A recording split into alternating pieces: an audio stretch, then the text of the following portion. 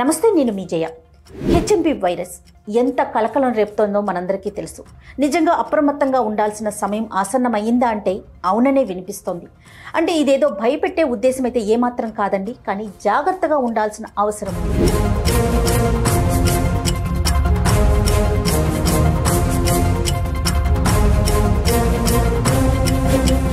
ఎలాంటి జాగ్రత్తలు తీసుకోవాలి, ఎలాంటి ఆహారం తీసుకోవాలి, ఎలాంటి నియమాలు పాటించాలి, ఈ విషయాలన్నీ కూడా సీనియర్ పల్మనాలజిస్ట్ డాక్టర్ వ్యాకరణ నాగేశ్వర్ గారు మనతో ఫోన్లో మాట్లాడటానికి సిద్ధంగా ఉన్నారు. ఒకసారి ఆయనతో మాట్లాడే ప్రయత్నం చేద్దాం. ఆయన అంటే ఎలాంటి సూచనలు సలహాలు అందిస్తారు అనే విషయాన్ని ఆయన మాటల్లోనే మనం తెలుసుకునే ప్రయత్నం చేద్దాం. హలో, నమస్తే డాక్టర్ గారు. నమస్కారం అమ్మా. నాగేశ్వర్ గారు, మనం చూస్తా ఉన్నాం హెచ్ఎంపీ వైరస్ గురించి. డిసెంబర్ 25 నుంచి చైనాలో కలకలం రేపుతోంది. ప్రజలంతా కూడా అక్కడ అప్రమత్తమవుతున్నారు, మాస్కులు వేసుకుంటున్నారు. కోవిడ్ టైంలో ఎలాంటి జాగ్రత్తలు తీసుకున్నామో అలాంటి సిచ్యువేషనే రన్ అవుతోంది. సో ప్రెజెంట్ మన కండిషన్ ఏంటంటే, ఎందుకంటే ఈ రోజే ఒక కేసు నమోదైనట్లుగా కూడా తెలుస్తా ఉంది బెంగళూరులో. ఒక వైరాలజిస్ట్గా మీరు ఏం చెప్తారు నాగేశ్వర్ గారు? నమస్కారం అండి. నేను డాక్టర్ వ్యాకరణం నాగేశ్వర్, పల్మనాలజిస్ట్, అలర్జిస్ట్ అండ్ ఇమ్యునాలజిస్ట్ అమ్మా. మీరు అడిగిన దానికి కరెక్ట్ గా సమాధానం ఏంటంటే, మనం ఇప్పుడు మాట్లాడుకునే సమయానికి ఒక కేసు కాదమ్మా, 2 కేసులు బెంగళూరులో డిసైడ్ అయినాయని ఐసీఎంఆర్ వాళ్ళు ఇప్పుడు డిక్లేర్ చేయడం జరిగింది. అయితే ఇక్కడ మనం గమనించవలసింది ఏంటంటే, ఇంట్లో పాములు దూరిన తర్వాత అది పెద్ద పామా చిన్న పామా అది ఏమైనా చేస్తుందా మనం చేయదా, ఈ డిబేట్ ఇప్పుడు టైం లేదమ్మా మనకి. We are entering into very critical phase. Government వాళ్ళు చేసే పని గవర్నమెంట్ వాళ్ళు చేస్తారు, మనం చేసే పని మనం చేయాల్సిన అవసరం ఉంటుంది. చాలా అప్రమత్తంగా ఉండాల్సిన అవసరం ఉంటుంది. కీలకమైన విషయం ఏంటంటే, తల్లిదండ్రులకి ఒకటి చెప్తున్నాను, తల్లిదండ్రులకి ఎవరైతే పిల్లల్ని స్కూల్ కి పంపిస్తున్నారో, కాలేజ్ కి పంపిస్తున్నారో, ఒకవేళ దగ్గున్నా, జలుబున్నా, జ్వరమున్నా, దురదలున్నా, ఒకవేళ గొంతు సోత్రోట్ ఉన్నా ఖచ్చితంగా స్కూల్ కి కాలేజీలకి పంపకండి. ఇంట్లోనే 5 రోజులు పెట్టుకోండి. ఏం పర్లేదని పంపిస్తాను, అవసరంగా ఇన్ఫెక్షన్ సోకే అవకాశం ఉంటుంది. బెంగళూరులో ఫస్ట్ కిట్ 8 నెలల చిన్నారికి వచ్చినప్పుడు దాని హిస్టరీ కూడా ఎక్కడ ట్రావెల్ లేదు, హిస్టరీ ఎక్కడ కాంటాక్ట్ లేదు. మన అమ్మాయికి ఎలా వచ్చింది, చిన్న పాపకి. సో దాని అర్థం ఏంటంటే, వ్యాప్తి చెందింది.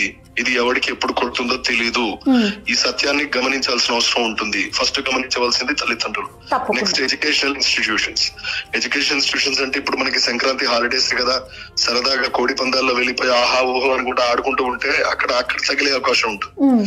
సో అందరికి విలేజ్ పంచాయతీ లెవెల్ నుంచి ముఖ్యమంత్రి కార్యాలయం వరకు అప్రమత్తంగా ఉండాల్సిన అవసరం ఉంటుంది. ఇది మళ్ళీ ఇంకో కరోనాగా వస్తుందా రాదా అంటే ఇప్పుడు చెప్పడం చాలా కష్టం. ఇంట్లో పాము దూరిన తర్వాత అది నేను కాటేస్తుందా కాటేయదా అంటే దాని గుణం బట్టి నీ గుణం బట్టి ఉంటుంది. వ్యాధి నిరోధక శక్తి కరోనా వచ్చిన తర్వాత మాత్రం చాలా క్షీణించింది, ఇది సత్యము. వ్యాధి నిరోధక శక్తి క్షీణించిందంటే 3 సైంటిఫిక్ వర్డ్స్ ఉంటాయి. ఒకటేమో హైపర్ సైటోకినిమియా అని అంటాం, రెండేమో మాస్ట్ సెల్ యాక్టివేషన్ ఎక్కువైందని అంటాం, మూడోది గట్ డిస్బయాసిస్ అంటాం. అంటే కరోనా వైరస్ వచ్చిన తర్వాత ఈ 3 భయంకరమైన మార్పులు శరీరంలో చేసిపోయింది. ఈ భయంకరమైన 3 మార్పులు చేయడం అంటే దాని అర్థం ఇనుప రాటు మీద నిప్పు రవ్వ పడితే ఏం కాదు, కానీ అదే కిరోసిన్ లో తడి ఉన్న గుడ్డ మీద నిప్పు రవ్వ పడితే బగ్గుమంటుంది. ఇప్పుడున్న సమాజంలో వ్యాధి నిరోధక శక్తి టోటల్ గా క్షీణించింది. చిరుతిండ్లు ఎక్కువగా తినడము, విపరీతంగా మందు తాగడము, విపరీతంగా స్నాక్స్, బర్గర్స్, పిజ్జాలు, పాస్తాలు, కూల్ డ్రింక్స్ తాగడము, జంక్ ఫుడ్. ఎగ్జాక్ట్లీ. దీని వల్ల పొట్ట సర్వనాశనం అయ్యే అవకాశం ఉంది. డాక్టర్ గారు, అయితే డాక్టర్ గారు, దీని సిమ్టమ్స్ ఏ విధంగా ఉంటాయండి? ఏ విధంగా మనం దీన్ని గుర్తించాలి? ఇది చాలా క్లియర్ గా మనకి ఇంతకుముందు చెప్పినట్టే, కరోనాకి దీనికి వ్యత్యాసం ఏం లేదండి, 2 వైరసే. అదో తెల్లపాము, ఇదో నల్లపాము, అంతే. ఏది కాటేస్తుందంటే చెప్పడం కష్టం. లక్షణాలు కూడా సేమ్ అండి. దగ్గు రావడము, సోర్ త్రోట్ ఉండడము, జ్వరం రావడము, తుమ్ములు రావడము, విపరీతంగా వీక్నెస్ రావడము, ఇవన్నీ కూడా ఫస్ట్ గమనిస్తాం. 1-2 రోజులు కనుక ఇది తగ్గకపోతే ఖచ్చితంగా బాధ్యత తీసుకుని తల్లిదండ్రులు దగ్గరలో ఉన్న డాక్టర్ గారికి చూపించాల్సిన అవసరం వారి దగ్గర ఉంటుంది.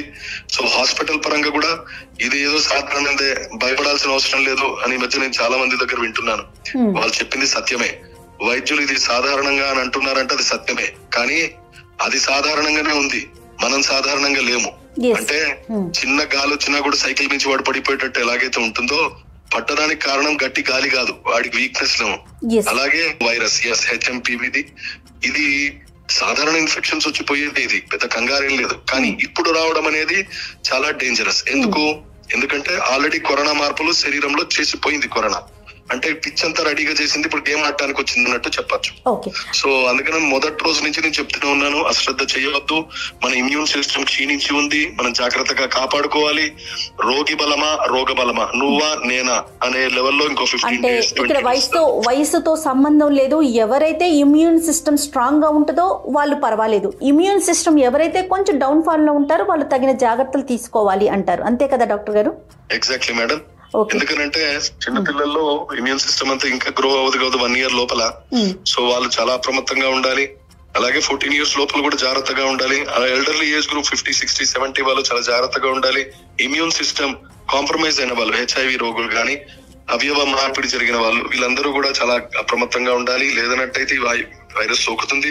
వైరస్ సోకితే ఏమైతుందంటే అంత కంగారు పడాల్సిన అవసరం లేదని అంటారు. సోకిన వాడికి తెలుస్తుంది పరిస్థితి ఏమిటి, కోలుకుంటాడా కోలుకోడా అని. సో ఒక వైద్యులాగా, ఒక పల్మనాలజిస్ట్ లాగా, ఒక ఇమ్యూనాలజిస్ట్ లాగా అప్రమత్తంగా ఉండడం అవసరమే. ఓకే. ఎలాంటి జాగ్రత్తలు తీసుకోవాలండి? అంటే కోవిడ్ టైంలో మనం ఎలా అయితే సోషల్ డిస్టెన్స్ మెయింటైన్ చేశామో అలాంటి జాగ్రత్తలన్నీ కూడా ఇప్పుడు కూడా తీసుకోవాల్సిన అవసరం ఉందంటారా డాక్టర్ గారు?